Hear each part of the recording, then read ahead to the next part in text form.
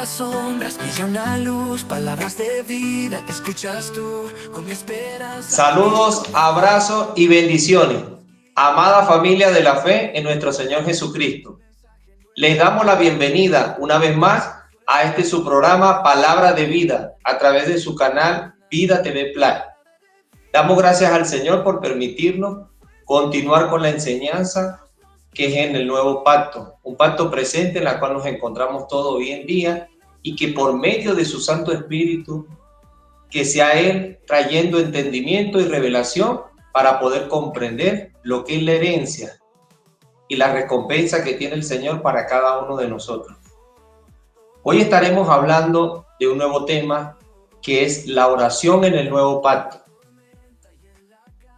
En el libro de Juan, capítulo 16, versículo 24, nos dice la palabra: hasta ahora nada habéis pedido en mi nombre. Pedid y recibís, para que vuestro gozo sea cumplido. Cuando Jesús hizo la anterior declaración a sus discípulos, estaba indicando que la oración estaría experimentando una reforma sustancial al consumarse en el nuevo pacto. La seguridad de tener respuesta en la oración estaría ahora sustentada en la autoridad de su nombre, a que Él mismo es fiador y garante de la herencia que nos ha sido dada en el nuevo pacto. Esto podemos encontrarlo en el libro de Hebreos, capítulo 7, versículos 22. Por tanto, Jesús es hecho fiador de un mejor pacto. Damos glorias a Él por esto. La oración es imprescindible para los que viven en el nuevo pacto. Las abundantes riquezas de su gracia que se hacen efectivas en nuestra vida por medio de la oración, debido a que Dios ha establecido como un principio inviolable de su creación el dar al hombre en comodato la administración de toda la tierra. Esto podemos encontrarlo en Génesis, capítulo 1, versículo 22. Y en el libro de Salmo, capítulo 115, versículo 16. Dios se limitó a sí mismo para operar desde el cielo, solo como una respuesta a la oración que se hace desde la tierra. Esto podemos encontrarlo en Mateo capítulo 16, versículos 19 y Mateo capítulo 6, versículos 10. Cuando Dios suelta una palabra a través de su labio, se limita a sí mismo debido a que su santidad está fundamentada en la fidelidad a sí mismo. Es por esta la razón que la oración es primordial para ver la manifestación del cielo en la tierra. Debemos tener el pleno entendimiento de cómo orar en la verdad presente, debido a que por la consumación del nuevo pacto, la oración se transformó de ser una práctica litúrgica y religiosa a una dimensión de militancia gubernamental que trasciende espiritualmente, de transformación de atmósfera y posesión de la herencia adquirida. En el libro de Marcos, capítulo 1, versículos 35, nos dice la palabra: levantándose muy de mañana, siendo aún muy oscuro, salió y se fue a un lugar desierto y allí oraba. La oración es la función básica y el punto de partida del ministerio del nuevo pacto. Todas las manifestaciones visibles son el complemento de nuestras oraciones. Existe un paralelo entre la oración y la revelación. Cuando crecemos en el conocimiento del nuevo pacto, nuestras oraciones se toman productivas, nuestras mentalidades son renovadas y nuestro lenguaje es homologado a la palabra y nuestro carácter es transformado. En el libro de Marcos, capítulo 10, versículos 48 nos dice: y muchos le reprendían para que callasen, pero él clamaba mucho más: Hijo de David, ten misericordia de mí. Y en el libro de Lucas, capítulo 18, versículo 7, nos dice la palabra: ¿y acaso Dios no hará justicia a sus escogidos, que claman a él día y noche. Se tardará en responder. En los anteriores versículos podemos encontrar la patente diferencia que existe entre la oración de los dos pactos. La primera oración es el clamor de alguien que pide misericordia. La misericordia era el recurso en el cual se apelaba en el viejo pacto para esperar una respuesta de Dios. En cambio, en la oración en el nuevo pacto descansa la justicia consumada en la cruz, que ha convertido todas las promesas de Dios en derecho que los hijos reclaman al Padre como herencia adquirida. Entendiendo la naturaleza y el contenido de la oración en el nuevo pacto, en el libro de Apocalipsis capítulo 8 versículos 3 nos dice: otro ángel vino entonces y se paró ante el altar con un incensario de oro, y se le dio mucho incienso para añadirlo a las oraciones de todos los santos, sobre el altar de oro que estaba delante del trono.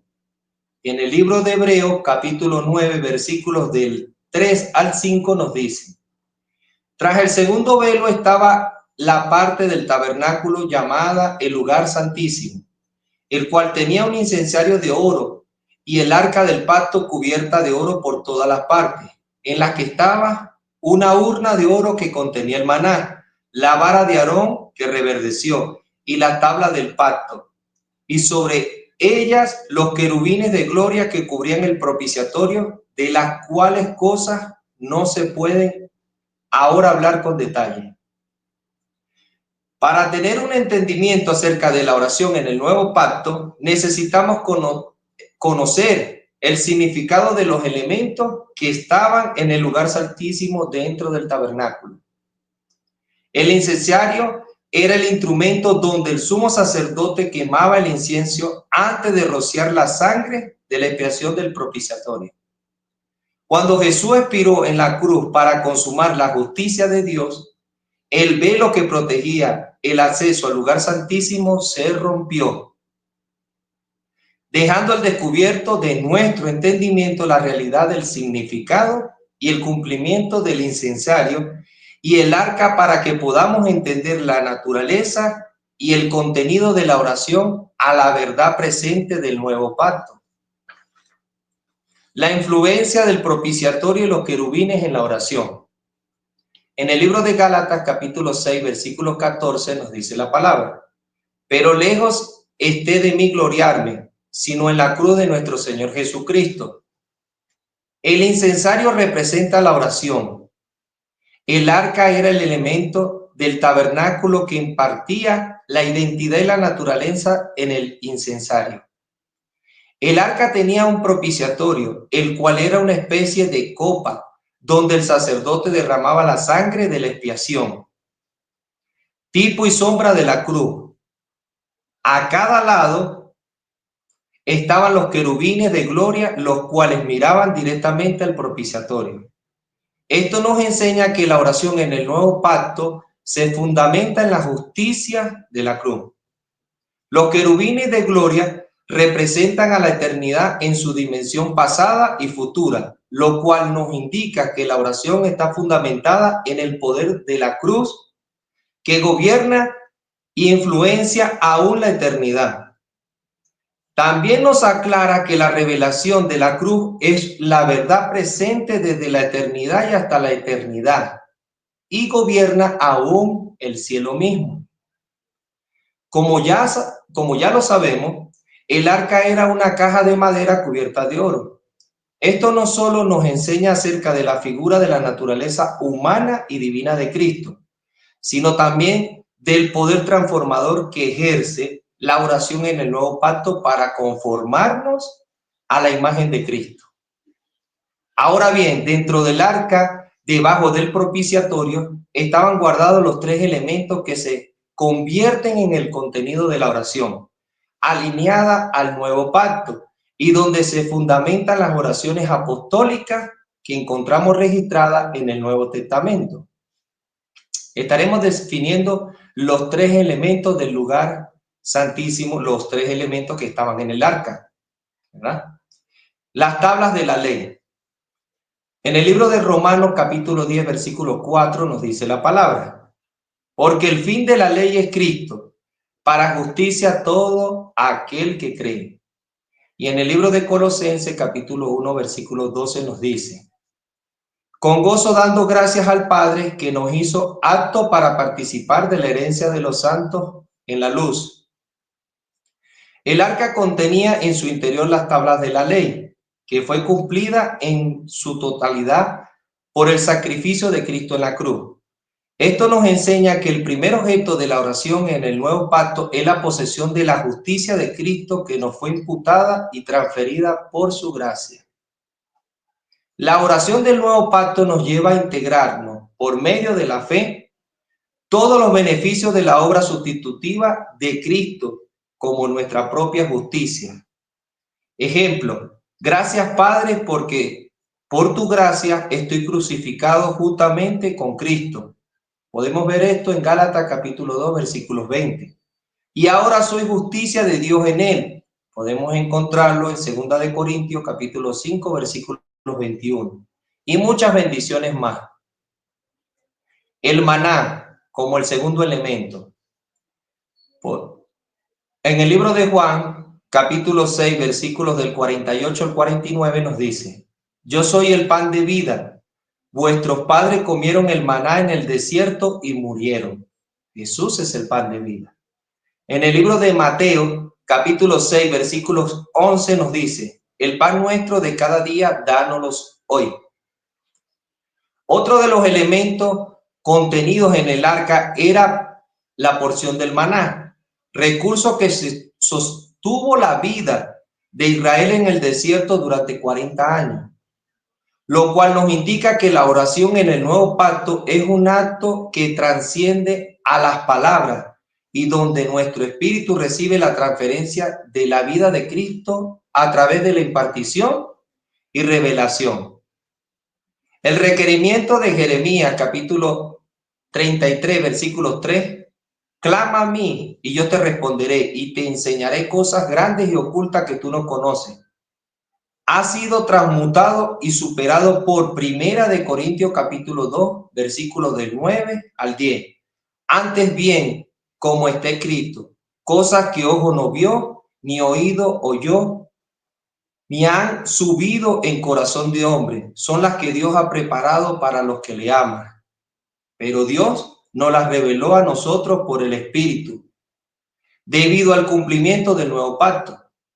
Nuestro espíritu posee la información de todas las riquezas de la herencia que nos ha sido dada, siendo la oración por medio establecido por Dios para traerlo a la realidad de nuestro entendimiento.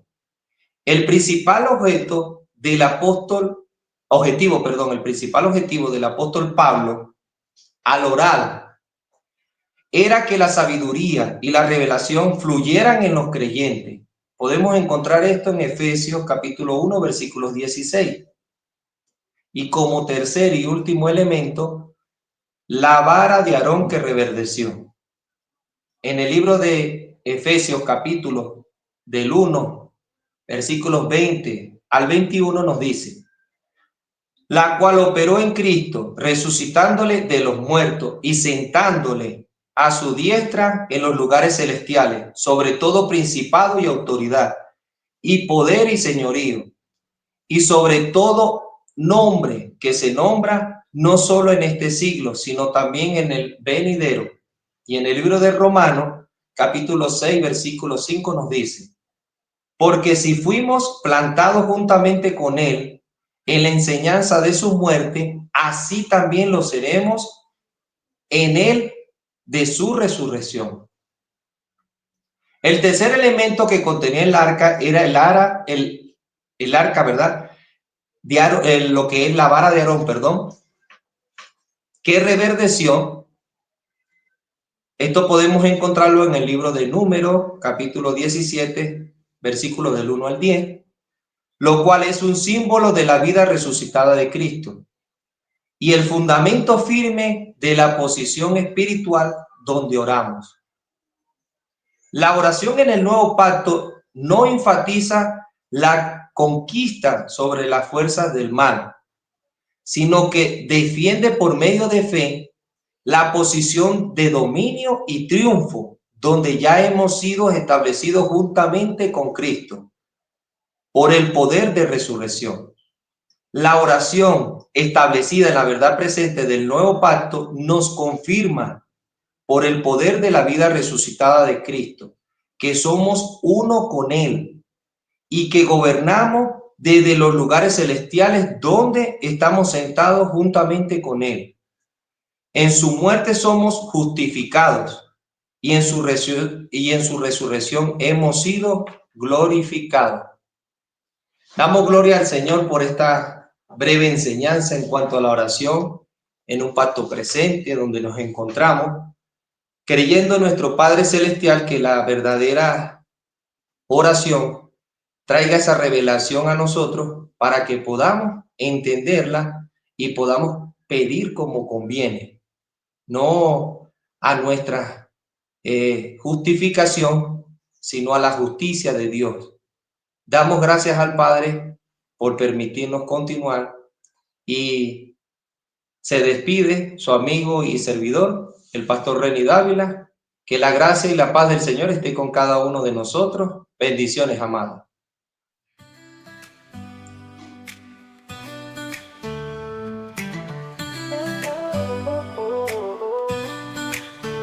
Entre las sombras brilla una luz, palabras de vida escuchas tú. Con mi esperanza y con fe, el pastor nos guía, ven y ve. Cada semana un mensaje nuevo, Jesucristo es nuestro consuelo. Tiempos difíciles pasarán, con su amor nos sanará. Palabra de vida, fuerza y paz, Jesús nos guía, nunca se va.